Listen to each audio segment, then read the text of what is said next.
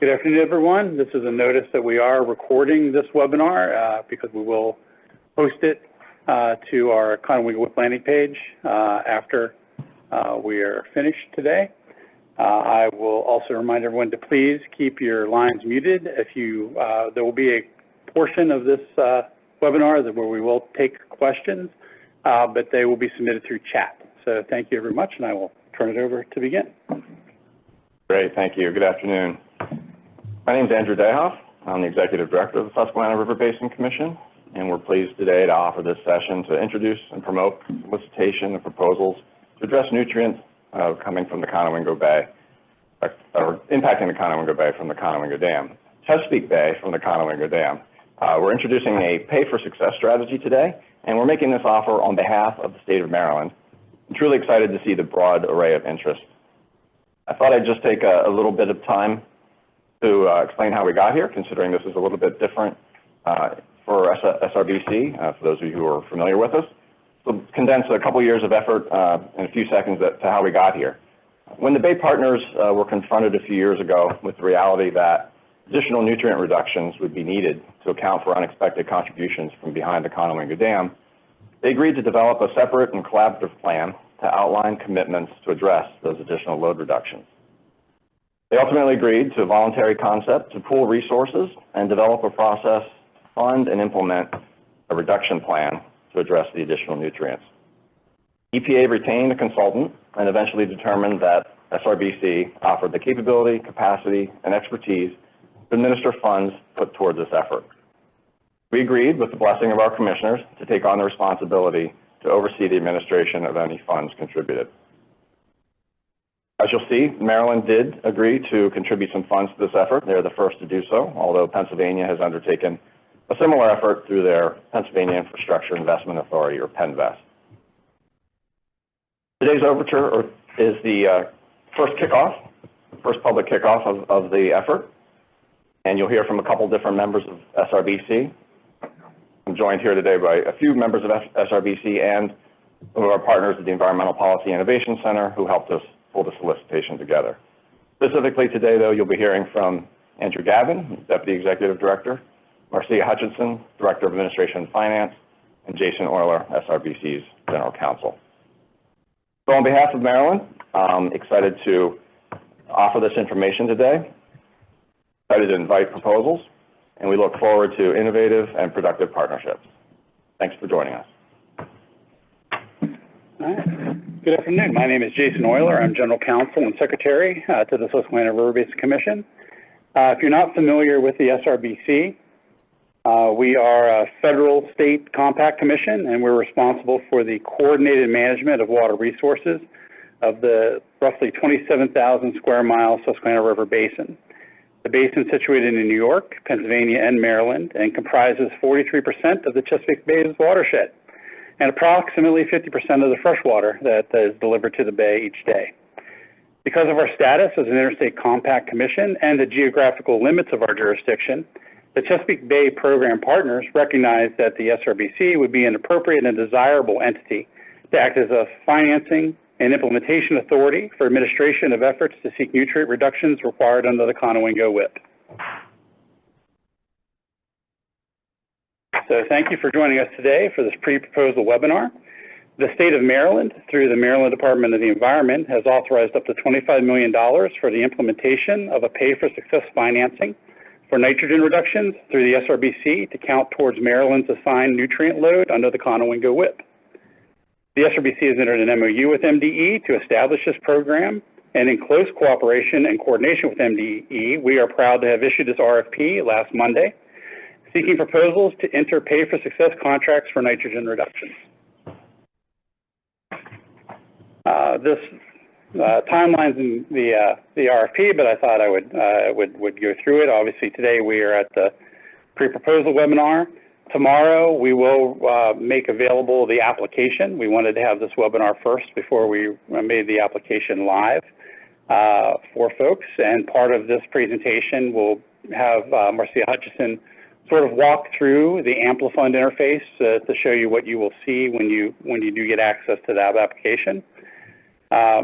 We also have a formal sort of question and answer process. So for today, we will have questions and answers. I will note that if we will provide answers that we can today, but anything we provide verbally today will be unofficial.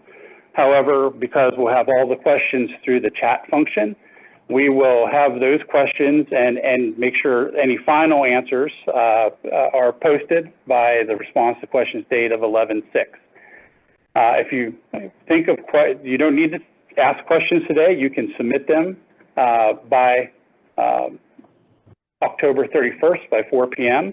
by sending them to our Conowingo @srbc.gov email address. All questions have to be submitted to that email address, and we ask that you would put in the subject line RFP question. All those that we receive by the 31st, we will get together, and if we have to have coordination with our partners and helping to provide answers to those, they will be provided in a written document that will be posted to our Conowingo WIP landing page on November 6th. And our intent is that that question and answer document will be supplemental to the RFP, so you can rely on those answers in finalizing and submitting your proposals. Proposals must be submitted online via our Amplifund application website, and those must be submitted by December 20th by 4 p.m. Our anticipated timeline is we would hope to have proposals selected and awardees notified no later than February 5th of next year, and our anticipated contract start date would be no later than March 15th. So Drew provided some background. We'll go in a little more detail. Maryland's load for the CWIP allocates a reduction for nitrogen and phosphorus coming from the Conowingo Reservoir. This pay for success financing is authorized under Maryland's Conservation Finance Act. It's been partly piloted by Maryland in their Clean Water Commerce Act. This process is like a reverse auction where proposed restoration projects with measured and validated nitrogen reductions will propose a cost per pound reduction in the application process.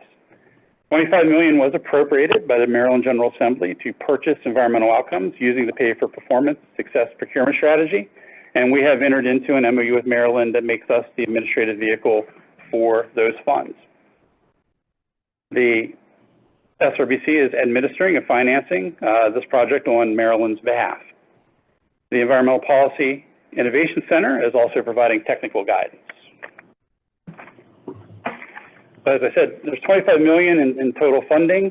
Our expectation is we will distribute at least $10 million to awardees in this round, but more could be awarded pending receipt of attractive proposals and costs. We are looking for and judging the proposals on purchase of verified nitrogen, although phosphorus reductions will be counted toward the Maryland CWIP, but they will not be considered in the project selection process. Bay program approved BMP best management practices are accepted, and we will go into a little more detail about what that looks like in the application later in this presentation. And the projects must be located in the Susquehanna watershed. And projects located anywhere in the watershed are eligible.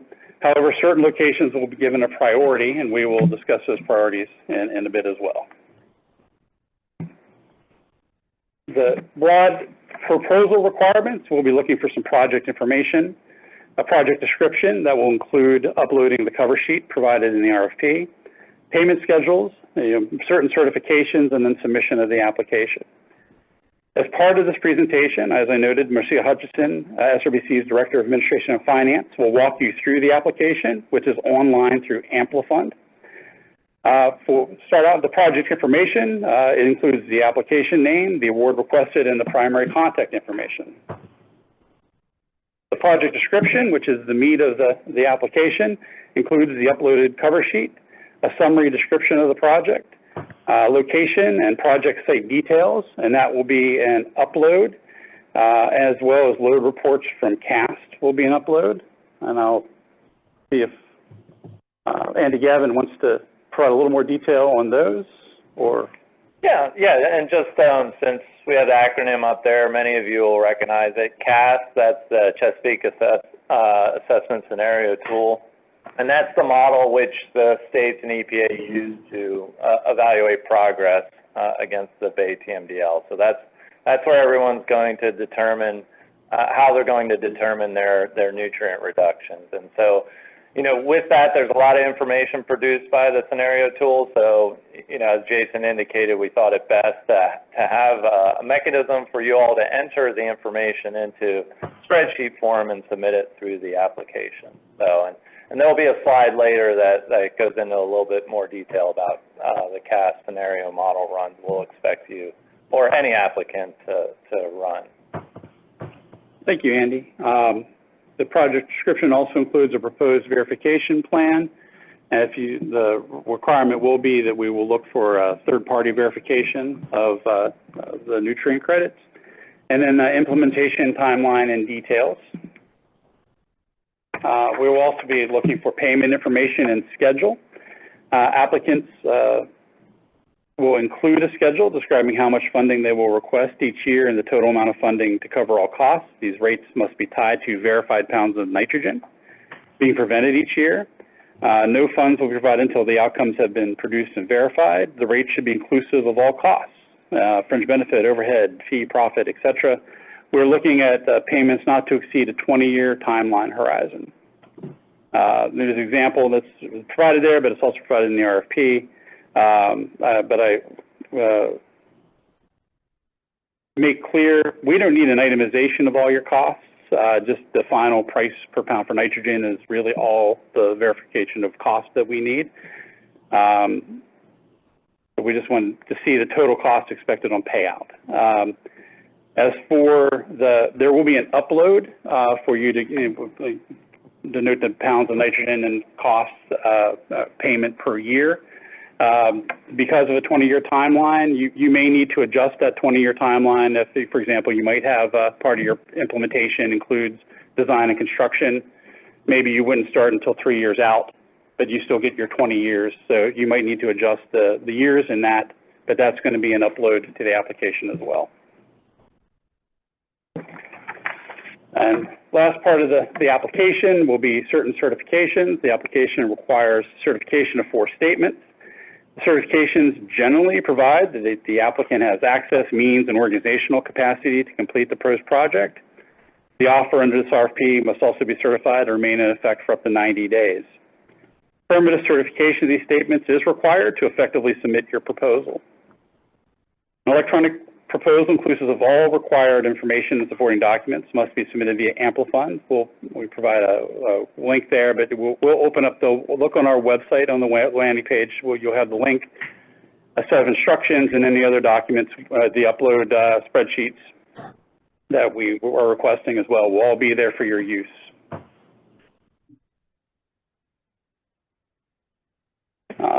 Once proposals are submitted, the SRBC will screen proposals based on eligibility criteria, completeness, and project viability. As noted in the RFP, we reserve the right to reject any proposal based on a nitrogen reduction at a cost that's deemed too high, where the verification of the reduction or nature of the project would be too uncertain, or the lack of available funding for the total project cost. All eligible and complete projects will be evaluated based on the following factors. Cost-effective proposals. The lowest cost per pound of nitrogen removed will be given the highest consideration. Specifically, the proposal with the lowest cost per pound of nitrogen will receive the maximum points allowed, and the Commission will award points in this criterion to other proposals based on how their cost per pound per nitrogen compares to the lowest cost proposal. Location, as I noted earlier, is important. They can be located anywhere in the Susquehanna watershed. However, priority points will be given to projects located in the Susquehanna watershed within Maryland, counties of Hartford and Cecil. But we will note there are a couple other small portions of Maryland counties that are in the basin. They also would be eligible, but mostly the bulk of the land area is in those 2 counties.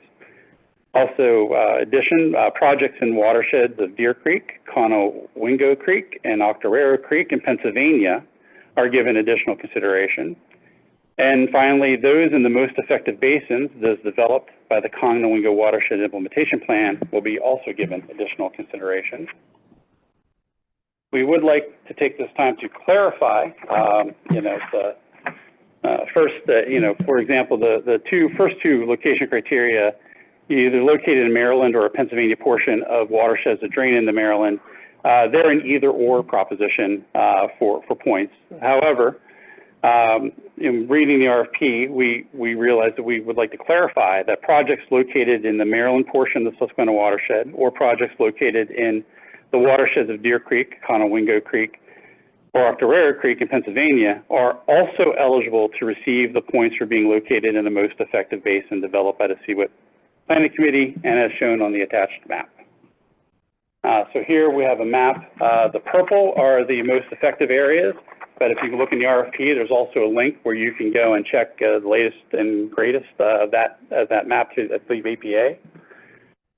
We have also highlighted in yellow the three watersheds I mentioned. Obviously, the portions below the Mason-Dixon line would be in Maryland, and above them would get the priority points for the Pennsylvania portions of those watersheds.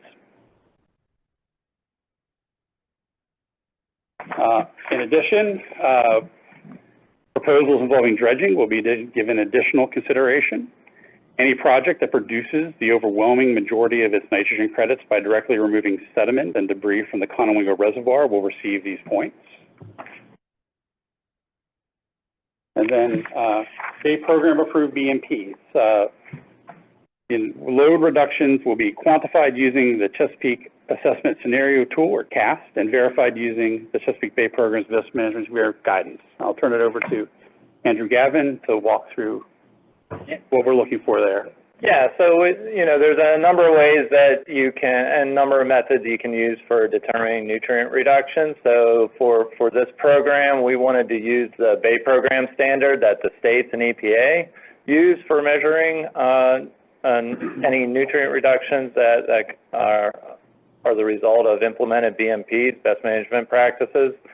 So yes, we are going to be requiring applicants to run their reduction scenarios with the CAST model and submit some of that information through the application process. And so those of you who are familiar with the CAST model know that it can be run in a number of ways, but in the instructions we are going to detail how we'll want applicants to set up their CAST modeling runs with some standard input parameters.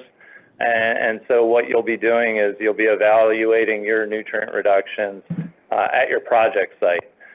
We also recognize that some applicants may be bundling projects across a number of geographic locations. So, you know, that's another reason why we went with uploads. So a lot of these uploads will be Microsoft Excel spreadsheet uploads. So we're going to be looking for information such as the project site, lat long, BMPs that are going to be employed at the site, and then the identified reductions in total at that site. And then if you have multiple locations, you'll just be looking at the sum of your nutrient reductions across all your projects that you're looking at and submitting that information in the application process. So again, you know, we'll have instructions, as Jason mentioned, available so that everyone can, you know, run their scenarios using the parameters we laid out so that we can judge everyone's application equally, and we'll be looking for that information in the uploads. So yeah, so I'll turn it back to you, Jason. So we just wanted to note the process if indeed your project is selected. Successful projects will enter a pay-for-success contract with the SRBC, and we've attached that as Exhibit A to the RFP. After the contract is fully executed, the SRBC will present the contract and an invoice to MDE for the full award amount of the contract. Once MDE distributes the total funds to SRBC to pay for the verifiable environmental outcomes associated with the contract, the SRBC will then issue a notice to proceed authorizing work to begin. And this process is to ensure that before any work starts, the SRBC has the money in a restricted account that will be there to pay for the project. So accordingly, it's important that no work or activity be undertaken until that notice to proceed is issued. and the contractor will be proceeding at their own risk if they decide to proceed prior to receiving the notice to proceed from us. And it's a little bit of a different process, so I wanted to be sure that we highlighted that. Again, the application will be available tomorrow, and we will have instructions and other helpful uploads on the website for you.